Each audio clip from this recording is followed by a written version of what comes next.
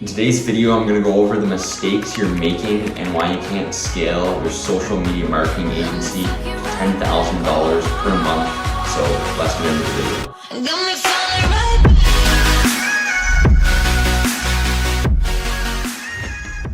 What's going on, guys? If you're a returning subscriber, I appreciate you being here. If you're new, my name's Carter and I'm a co-founder of Versatile Agency. But before I get into the video and explain to you guys what's stopping you from taking your agency to $10,000 per month, make sure you subscribe, like, turn on your post notifications.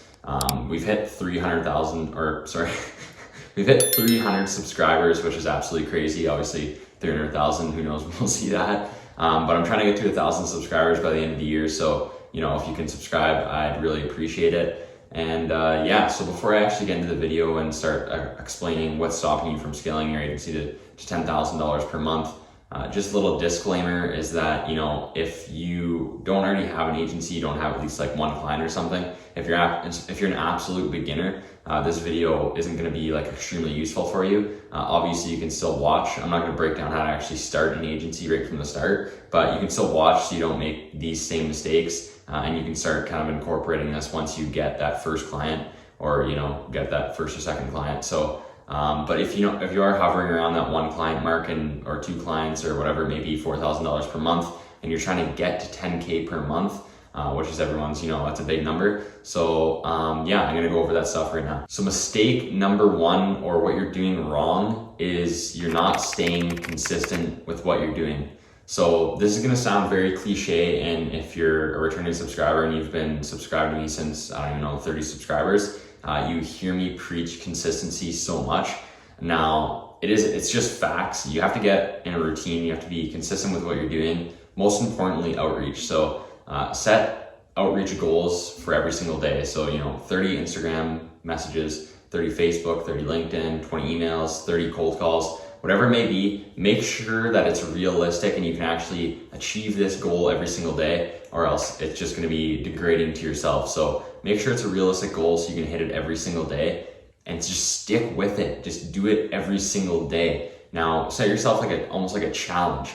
Do like 90 days, or like, I don't even know, 30 or 60 days of doing outreach consistently every single day. Even if you're not booking any meetings, do it for like 30 days, see the results that you get from it. And then if you're getting nothing from that, you can go back to the drawing board and kind of evaluate your actual outreach method, the messages that you're sending out, and you can kind of switch those up and see if you get better results. So do this, just stay consistent with the outreach.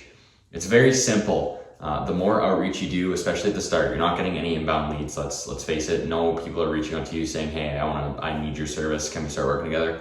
That's just not how it works. That's not going to happen.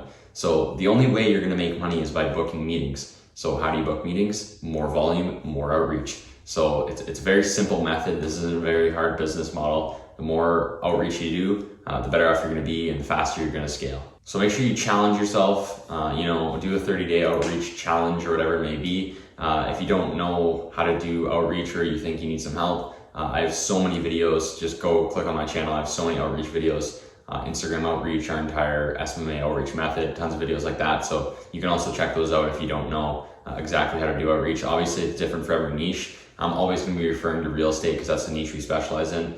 So yeah, you can go check out those videos as well. So mistake number two is you have horrible client retention. Now, I'm just saying that. I'm not actually saying that you have horrible client retention. Maybe your client retention is great, and that's good. That's how you're going to scale faster. This is a big mistake that I made at the start. I was getting clients, and I'm not gonna blow my own head, but I'm good at sales and I'm good at getting new revenue, but I need to get better at holding client retention. Obviously now that's not a problem that I face, and I'm definitely better at it. But I've always been better at sales and getting new revenue.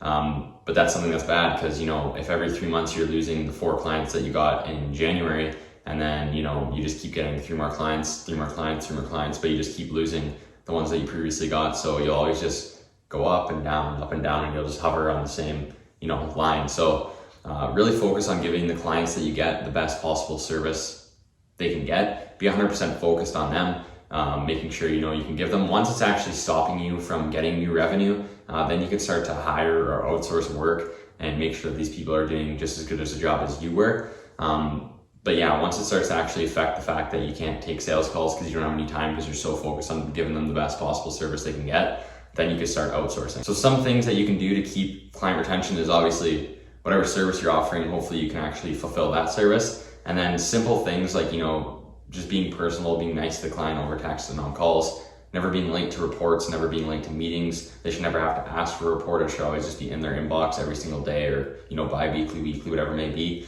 But just be a good business owner overall. It makes your relationship way better with the client. And that's some tips on how to, hold the clients and keep that client retention high. So mistake number 3, and I actually don't hear a lot of agency owners talk about this, maybe I just don't watch enough YouTube, but it's all in the follow-up. So what this means is that for some reason people think that, I don't know, maybe this is just me, honestly, I'm just speaking for myself and for my own mistakes. At the start I would take sales calls and I would never actually have a follow-up system in place with the potential client after I got out of the meeting. So I always thought that you're supposed to close the client right in the meeting, and maybe that's what a lot of you think, but I've never, maybe a couple clients have closed right in a call that were just super eager. They probably already knew about our company and what we did. But 90% of the time I'll say it's always a week later with the follow-up message that we're sending, constantly keeping in touch with them, and then we'll actually book a kickoff call and start working with them.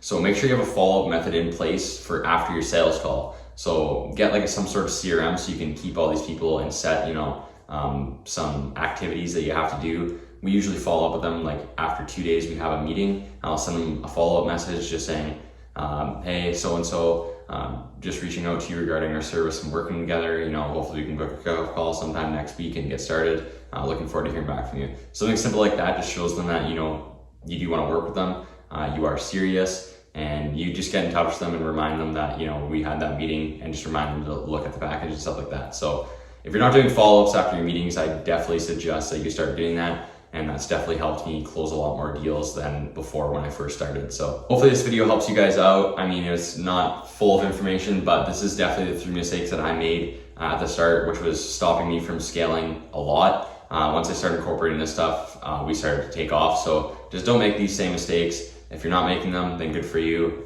You should be hitting 10K a month soon. And I just want to remind you guys that I am looking for one more student for our one-on-one summer mentorship. You work with me for 8 to 12 weeks. I help build and scale an agency with you. You get to use all our case studies, leverage our results, outsource to our ad specialists. So it's pretty cool. If you're interested in that, you can book a one-on-one coaching call. The link's in the description.